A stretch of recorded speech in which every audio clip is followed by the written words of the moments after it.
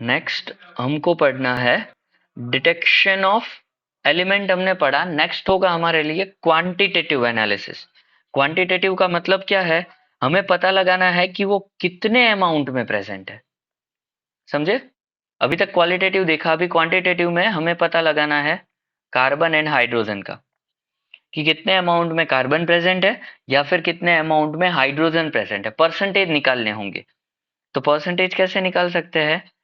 एक ऐसा इक्विपमेंट होता है, यहाँ पे हम हमारा सब्सटेंस रखते हैं इस जगह पे, और यहाँ से एयर जाएगी, मतलब एयर के साथ हीट होगा वो। ये जो आप देख रहे हो वो कॉपर ऑक्साइड की पैलेट्स है, कॉपर ऑक्साइड भरा हुआ है यहाँ पे। अब ये रिएक्शन हमने पहले देखी कि नहीं?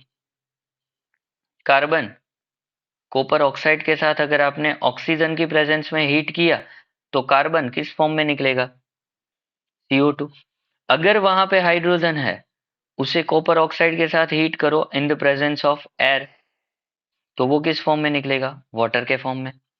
तो यहाँ पे जो आपका ये कंपाउंड है, ऑर्गेनिक कंपाउंड, वो CuO के साथ हीट होने के बाद यहाँ पे जो गैसेस मिलेगी, वो गैस क्या क्या होगी? CO2 प्लस H2O का मिक्सचर होगा, जो आगे पास होगा एनहाइड्रस CaCl2। एनहाइड्रस का मतलब क्या होगा? क्या होगा? Without water. एनहाइड्रस का मतलब क्या है? Without water.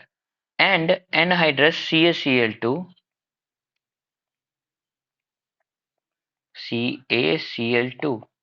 is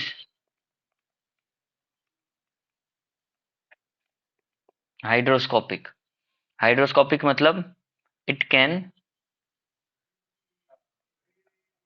absorb water. क्या एब्जॉर्ब कर सकता है वो? वाटर एब्जॉर्ब करता है। क्यों? क्योंकि वो हाइड्रोस्कोपिक है।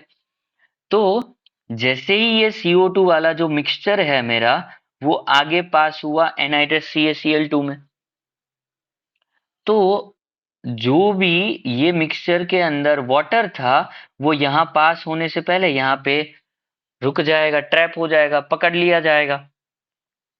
तो फिर इस जगह पे आगे क्या जाएगा? यहाँ से आगे क्या जाएगा? फिर ओनली CO2। वही हुआ ना, क्योंकि पहले इस जगह पे मिक्सचर में दोनों प्रेजेंट थे, CO2 प्लस H2O। पर जब वहां से आगे जा रहे हो, इस जगह में CaCl2 था, वहां पे वो ट्रैप हो गया बीच में। एनहाइड्रस है मतलब उसके पास वाटर नहीं है, तो वो वाटर को ट्रैप कर लेगा अपने अंदर। वाटर और CO2 का मिक्सचर था, बचा क्या? सिर्फ CO2। अब CO2 जो है वो आपका एसिडिक ऑक्साइड है।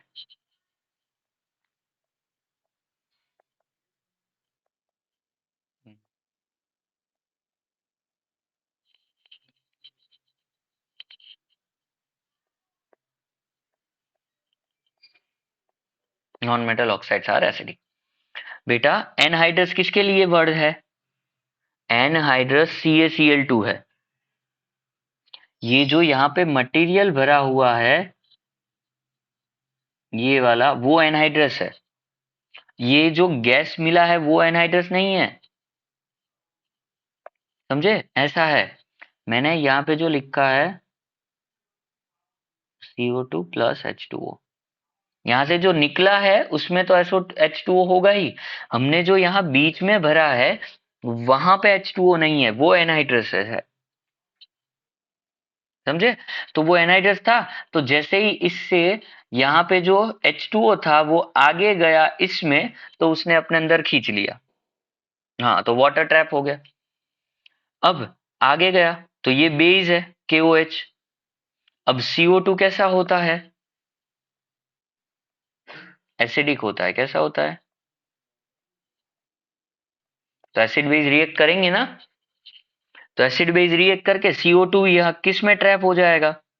बेस के अंदर ट्रैप हो जाएगा।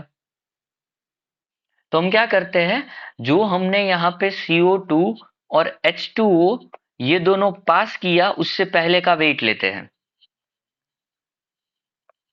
सपोज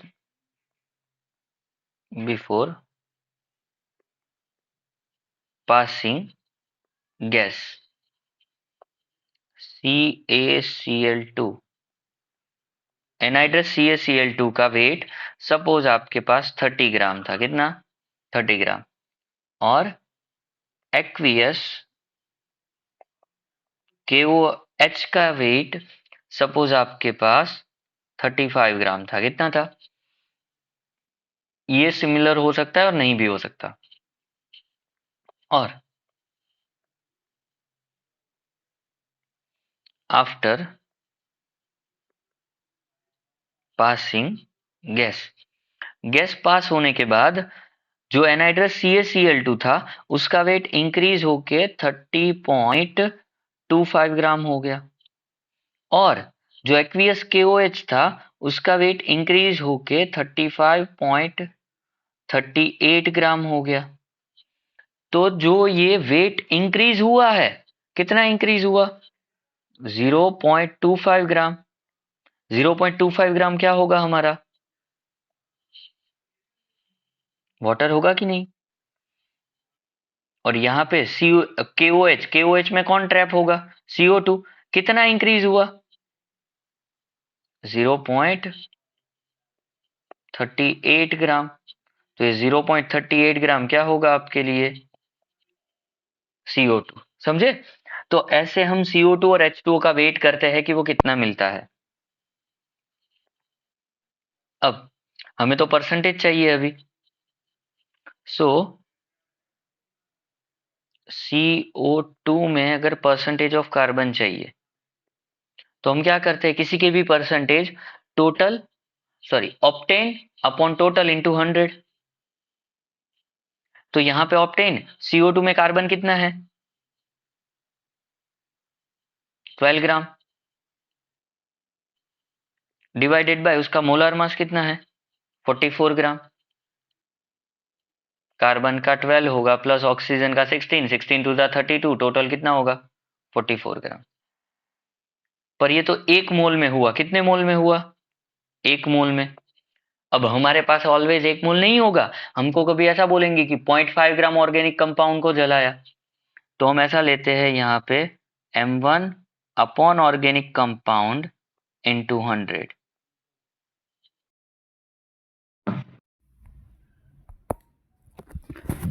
ये जो आपको मिलता है, सपोज यहाँ पे ये जो है वो एक मोल के लिए हो गया, इंटू 100 कर देंगे तो 1 मोल के लिए होगा। ज़रूरी नहीं है कि ऑलवेज 1 मोल ही दिया हो। तो M1 upon organic compound into 100, where M1 stands for the mass of CO2 which is obtained by from the organic compound, and OC हम ऐसे याद रखेंगे, ऑर्गेनिक कंपाउंड मतलब मास ऑफ ऑर्गेनिक कंपाउंड। अगर आपको percentage of hydrogen find out करना है तो वो कैसे करेंगे? 2/18। क्यों? बिकॉज ऑफ वाटर के फॉर्म में वो निकलता है। वाटर में हाइड्रोजन 2 है, उसका मास 2 अपॉन H2O का मोलर मास होगा 18 into M1 upon organic compound into 100। यहाँ पे भी M1 किसको शो करेगा? तो M1 stands for mass of water molecule, and organic compound के लिए आपको लिखना है मास ऑफ ऑर्गेनिक कंपाउंड। ठीक है, अब एक क्वेश्चन देख लेते हैं। सपोज 0.3 ग्राम ऑर्गेनिक कंपाउंड को हमने बर्न किया तो उसमें से 0.25 ग्राम कार्बन डाइऑक्साइड मिला। तो percentage of carbon is equal to किसके फॉर्म में निकलता है? CO2 के फॉर्म में।